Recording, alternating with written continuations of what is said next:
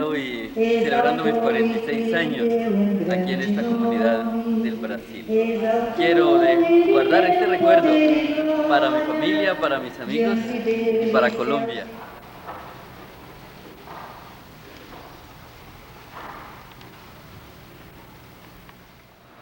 Jesus, que nasce neste mundo, assim como o nosso mundo, que tem muita injustiça, que tem muito sofrimento. Jesus que encontra um povo, não só pobre, mas empobrecido, quer dizer, explorado por outro pessoal. Por isso é bem justa essa luta contra o opressor. Fazer da luta imediata escola pro futuro. E derrubar o jogo duplo de cima do muro. Unindo campo e cidade vamos construindo. E um dia contra a burguesia vai ser jogo duro.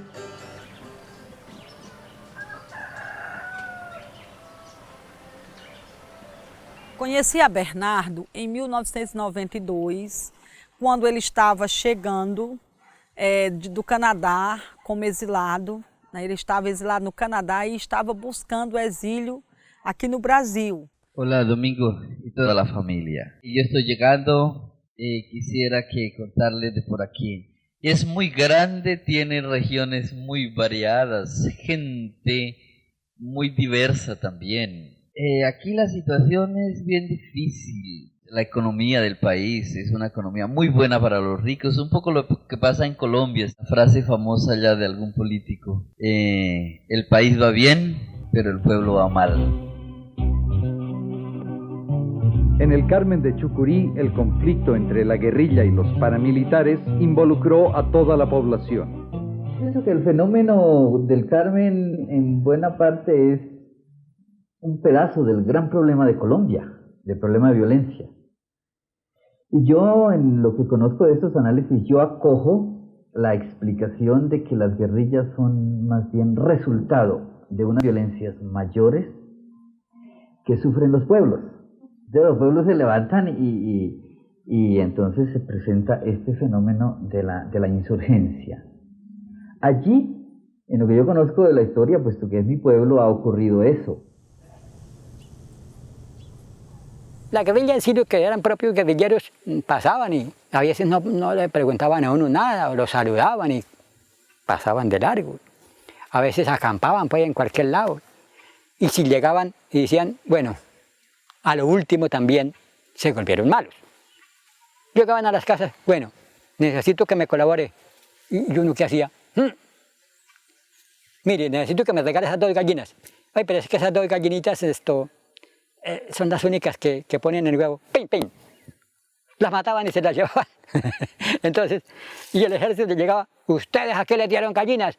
No, pues aquellos, no me diga que no. Y si no, es que, uy Dios, eso era una cosa horrible. Es cierto que cuando yo llegué, la población tenía un inmenso resentimiento contra el ejército. Y un inmenso resentimiento contra el ejército porque cuando llegaba el ejército a la casa de la mamá del guerrillero, pues le requisaban, le sacaban, ellos me decían, me sacaban hasta los colchones, las cobijas, todo me lo sacaban al patio, me requisaban hasta el último detalle, hasta el último rincón de la casa. La gente se sentía atropellada porque la visión del ejército era pues una visión de fuerza, de requisar, de revisar, de pedir papeles, de colocar contra la pared. El ejército cuando eso maltrataba a la gente, humillaba a la gente, torturaba a la gente, una cosa impresionante. Debido a eso, el que hizo crecer la guerrilla fue el ejército. Soy testigo de este territorio donde llegaban por aquí, maltrataban, le metían agujas por las uñas a la gente, por los pies, se los llevaban. Y no, eso es terrible. Y le decían, a la vuelta que lo encuentre, sí, mejor dicho, veremos a ver.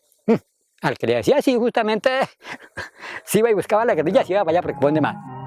Pese al rastrero asedio de la subversión, el Carmen progresa de la mano con el Ejército Nacional, porque a donde llega un soldado, llegan la paz y el orden. Y el apoyo de la población, ¿cómo se gana? Ni con discursos ni con engaños, con obras. Por donde nosotros pasábamos, le explicaba también a los soldados, podemos ser un zorrillo o podemos ser un cometa. Donde pasamos dejamos un mal recuerdo, un mal olor, o por el contrario, una estela de luz. Entonces allí encontrabas una casa santanderiana, víctima de la violencia, del conflicto, es decir, no tenía letrina, con sus techos caídos, sucia, casi que abandonada, apenas dedicada a recoger la cosecha de cacao. Cuando nosotros estábamos en la finca, entonces yo le decía al campesino, usted va hoy a discutir ideológicamente conmigo y a decirme por qué apoya a la guerrilla, y yo le explico por qué usted debe estar del lado del Estado. Mientras tanto, mis soldados trabajan por usted. Recogíamos la cosecha, levantábamos la cerca, o construíamos la letrina, arreglábamos los techos. El capitán Patequiva desarrolló todo ese trabajo de decir, de mostrar la cara agradable, porque su labor era esa. Saludaba a cada persona del pueblo, era cambiar en operaciones psicológicas la forma represiva del Estado. Pero es que la cobardía del ejército, que no enfrenta a solucionar su problema armado y mete de escudo, de colchón a la población civil que no sabe de guerra, que no está hecha para la guerra, que no ha descubierto como vocación de su vida, sino el trabajo en el campo. Entonces, el tema era que algún día hubiera libertad, que ni una parte ni la otra parte lo esclavizara a uno. Y Jesús decía, la libertad es para todos. Dichoso y bienaventurado aquel que sea libre.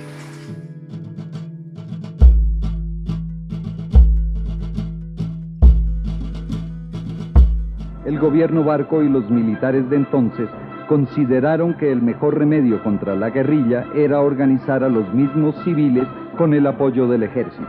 Primero, la ofensiva era política, es decir, mostrarle a la población que la guerrilla no tiene nada que ofrecerle y que si el Estado estuvo ausente durante muchos años, esa falla surgiría.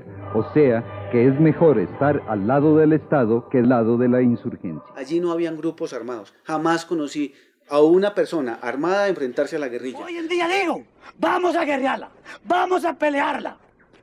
Y vamos a hacer un solo ejército, muchachos. Las autodefensas desde el Putumayo hasta la Guajira. Los paramilitares se vestían de principio la misma que la guerrilla. Y con armas largas y cortas y de todo. Y patrullaban como el ejército.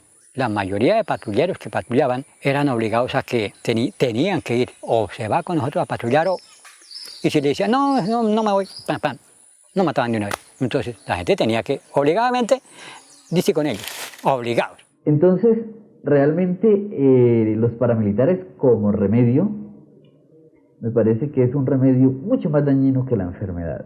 Es una solución realmente equivocada. El emblema era el siguiente, o se arregla, o se va, o se muere. ¿Usted para dónde cogía? Lo mismo que hacía la guerrilla, la misma cuenta, eso no hay diferencia.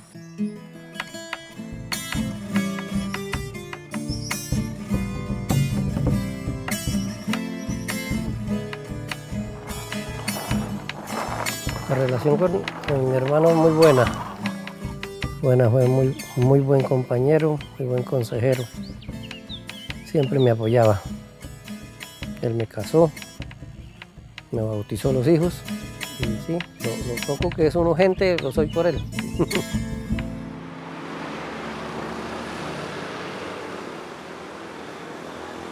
Tuve la fortuna de estar muy cerca de él. Una persona supremamente inteligente, supremamente pensante. Primero estuvo trabajando con el seminario y en el seminario trabajaba con la juventud y básicamente en el seminario habían las dos diferencias, las diferencias de alumnos de estrato 6 y alumnos de estrato 1. Entonces él trabajaba con ambas personas buscando un poco como igualdad de derechos, igualdad de oportunidades para las personas.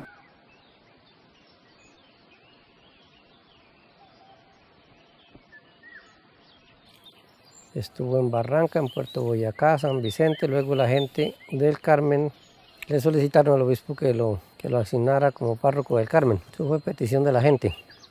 Y él llegó en el 86 al Carmen como párroco.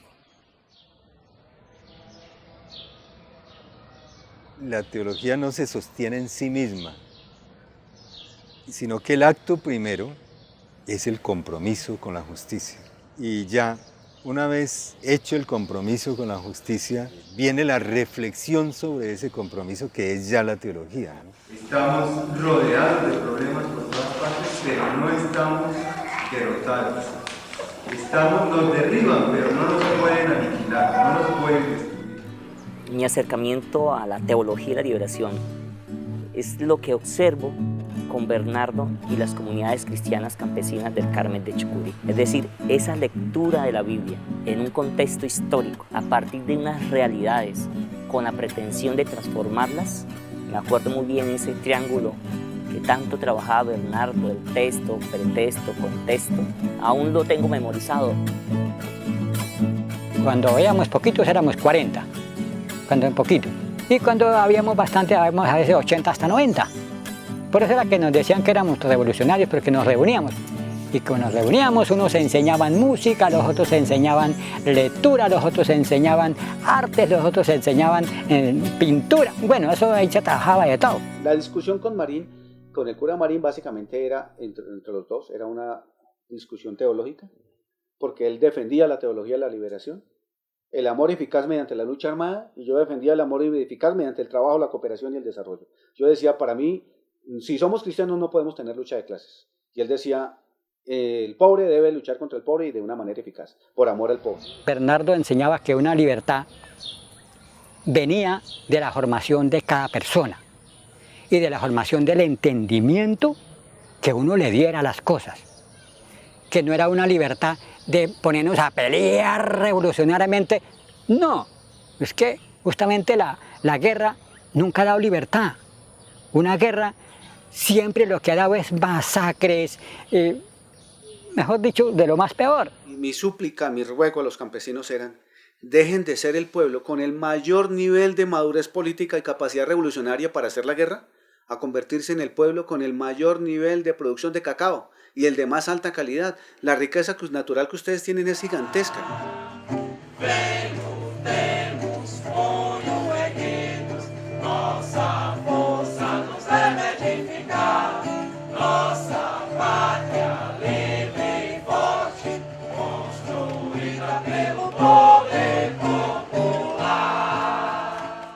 E que o Bernardo foi o nosso primeiro formador do MST naquele momento no nosso assentamento. Principalmente para aqueles meninos e meninas que tinham um sonho de ver o MST cada vez melhor, um país cada vez melhor, principalmente no processo de formação política e ideológica, a qual sou fruto desse trabalho da formação do Bernardo naquele período de 94 na nossa região. A primeira tarefa dele foi elaborar projetos sociais para o MST, projetos apresentados a nível internacional e a nível nacional. Então, ele ensinava o marxismo como um método de interpretação da realidade para contribuir com a organização e com a luta de classe. Ele vivia intensamente a militância no nosso país. Ele sabia que não podia ser mais militante na Colômbia, mas ele foi intensamente militante aqui e com muito amor ao povo, com muita luta, com muito respeito.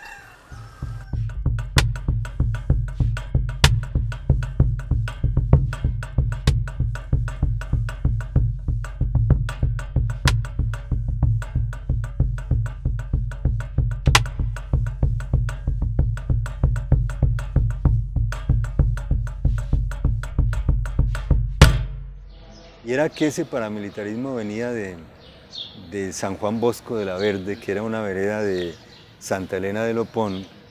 Ellos habían prometido que se iban a tomar todo el Carmen, todas las veredas del Carmen, llegar hasta la cabecera municipal y de ahí seguir a tomarse San Vicente y hasta llegar a la cabecera de San Vicente. Entonces Bernardo sabía eso. Y él por eso entró en una comunicación muy constante, muy permanente con la Comisión de Justicia y Paz para comunicarnos lo que estaba pasando, cómo se estaban tomando realmente y todas las actividades de los paramilitares. ¿Qué había detrás de todo esto? Bernardo ya venía denunciando que había carbón en el Cerro de los Andes, en Apitala, en toda esta parte alta del Carmen de Chucurí. Ya se observaba que el interés de todo esto era la expropiación de la tierra y ustedes han podido observar lo que existe en este momento en esta zona. Muchos años después, muchísimos años después, pues las empresas transnacionales y varias empresas están allí explotando ya el carbón. Defendíamos mucho, a pesar de que cuando eso todavía no estaba la constitución nueva que ampara los derechos, pero sí se defendían los derechos y el sacerdote era muy defensor de los derechos. Entonces yo los llevé a la fiscalía, vinieron como 8 o 10 campesinos que dieron testimonio, y entonces el secretario del fiscal me dice: mire, es muy impresionante todo lo que cuentan estos campesinos, pero le pido que no se hagan ilusiones, porque mañana el ejército me va a traer seguramente otros 8 militares que digan lo contrario de lo que están diciendo ellos, y entonces lo de ellos anula lo de estos. Esa era la justicia, ¿no?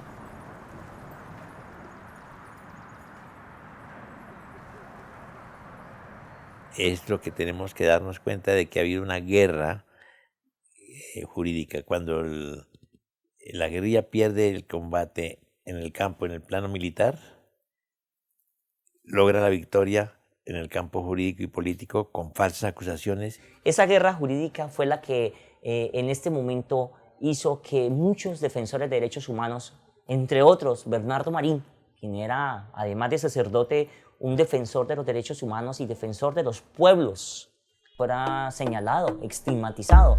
Para completar, instituciones que debieran jugar el rol de mediadores para que el conflicto social colombiano se resuelva sin uso de la fuerza, la instigan más. Muchos medios de importancia asumieron la posición de apoyar a uno de los bandos, el paramilitar, considerando que es legítima esa forma de repeler a la guerrilla. De esta manera le dan oxígeno al conflicto armado.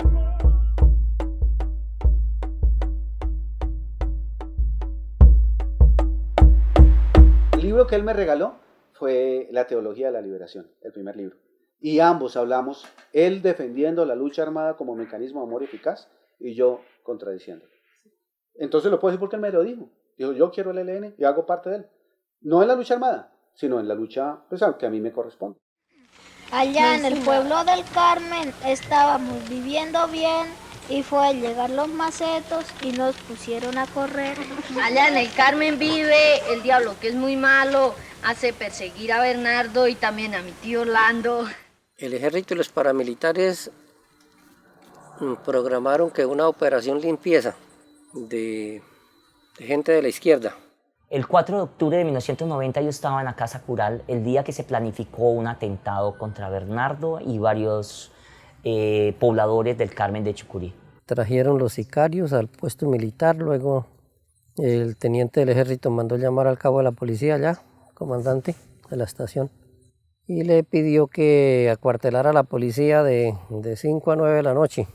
Y el plan era que los sicarios paramilitares protegidos por el teniente y sus hombres entrarían simultáneamente a varias casas y asesinarían a las personas que he nombrado.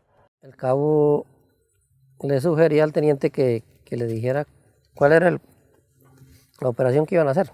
Y no solamente se opuso, sino que mandó a sus hombres a proteger, salió, los sacó y dijo, mientras que yo sea comandante de este puesto de policía, esto no va a ocurrir, no lo voy a permitir. Entonces él cogió los sicarios, los requisó, les quitó las armas y la lista que llevaban de las personas que iban a ejecutar.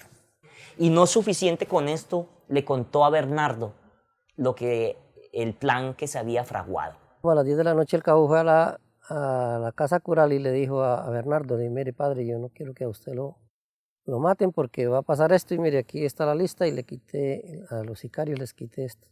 Eso es muy extraño que un miembro de la policía haya actuado así. Normalmente la policía del Carmen de Chucurí también formaba parte, también coordinaba asesinatos con los grupos paramilitares. Luego a las 3 de la mañana volvió el cabo otra vez a la Casa Cural y llamó a Bernardo y le dijo que lo habían trasladado, que tenía que viajar en el bus de las 4 de la mañana, que se cuidara. Este oficial de la Policía Nacional denunció y declaró ante la Fiscalía y ante la Procuraduría. Y no hubo ningún avance en la investigación. El 6 de octubre de 1990, a las 4:30 de la mañana, en un amanecer de unos colores hermosísimos, los recuerdo todavía, fue la última vez que salimos del Carmen. Salimos por el corregimiento de Yarima, en un silencio absoluto, porque por dentro sabíamos que no íbamos a regresar.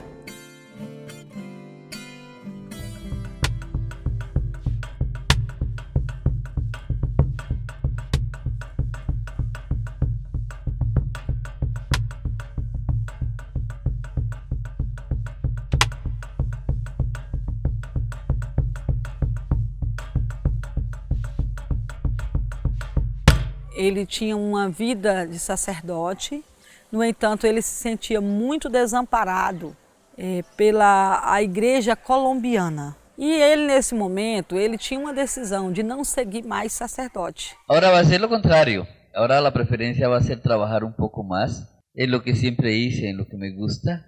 Me siento muy destetado de la diócesis por el silencio de mi obispo. Pero eso no importa, realmente mi fe no está colgada de un obispo ni de una diócesis, mi fe es en Jesús. Y me siento que soy discípulo de él y que ahí hay mucho que hacer.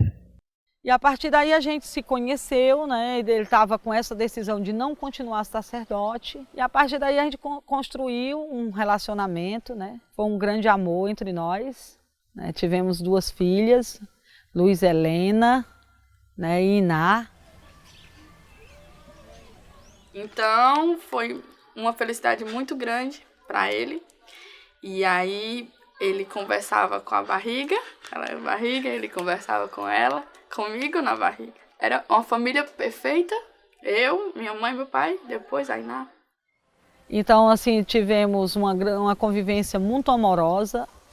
Bernardo foi um pai maravilhoso, um esposo maravilhoso, assim, de muitos exemplos, de muito diálogo. E hoje estamos aqui, nós celebrando nosso 2º aniversário de casamento e com a nossa filha. Nós queremos uma lembrança que fique aí para muitos anos dessa menina que está um pouco séria hoje.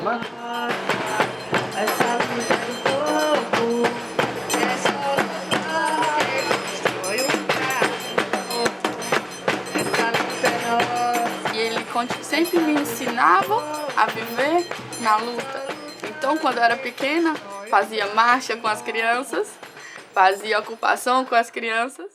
Então a gente trabalhava sempre juntos, organizando nossa casa, nossa convivência, cuidando das meninas. O nome é Iná, né? E já tem 9 meses de idade.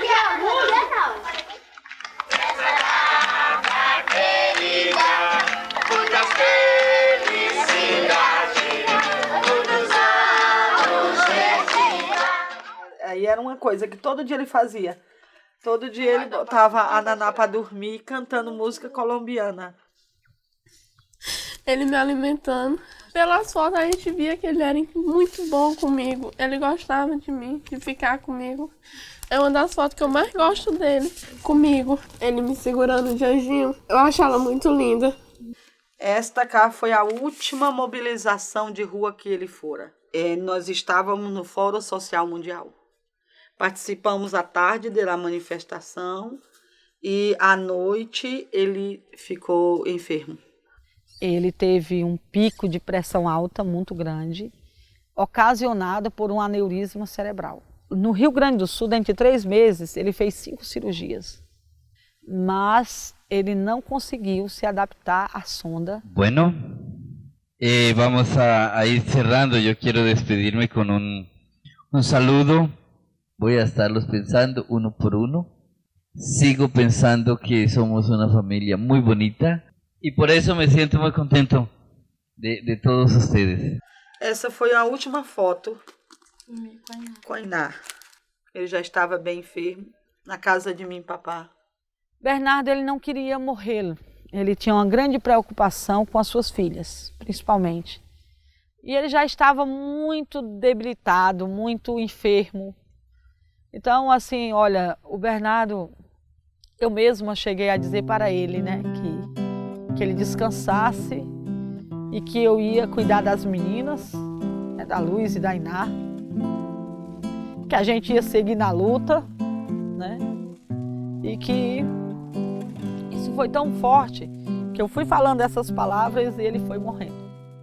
Nós estamos para rezar, para orar pelo homem que deu a vida pela causa não só Brasil, América Latina toda, e todos os militantes que passaram pela formação do companheiro Bernardo, tem o compromisso de continuar ele ressurgindo em nome no gesto, na ação e na transformação desses militantes que ele formou no Movimento Sem Terra. Pra seguir vivemos nossa história, sufocando com forças opressores, hastemos a bandeira colorida, despertemos essa pátria adormecida. O amanhã pertence a nós, trabalhadores. Bem temos punho erguido, nossa força nos leva a edificar. Bernardo vive, vive! Na luta sigue, sigue! Bernardo vive, vive! Na luta sigue, sigue! O Bernardo, depois da sua morte, ele foi homenageado em vários estados do Brasil. Então nós temos assentamentos aqui no Ceará, nós temos 2 assentamentos, tem bibliotecas com o nome dele, núcleos de base, ele está muito presente na memória da nossa luta do MST.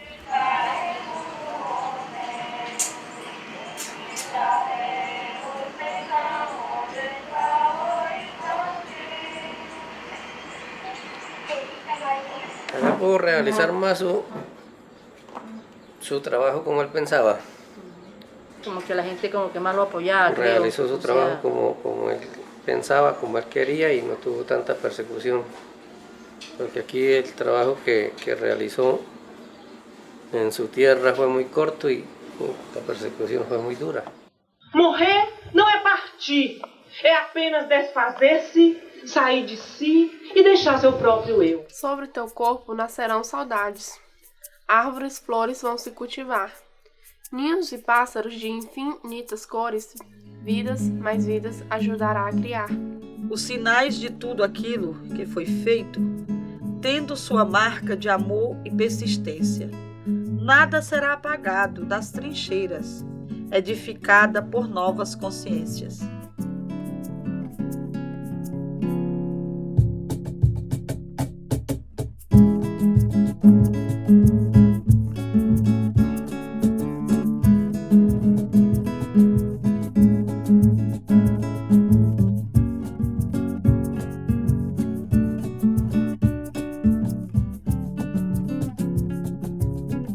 Thank you.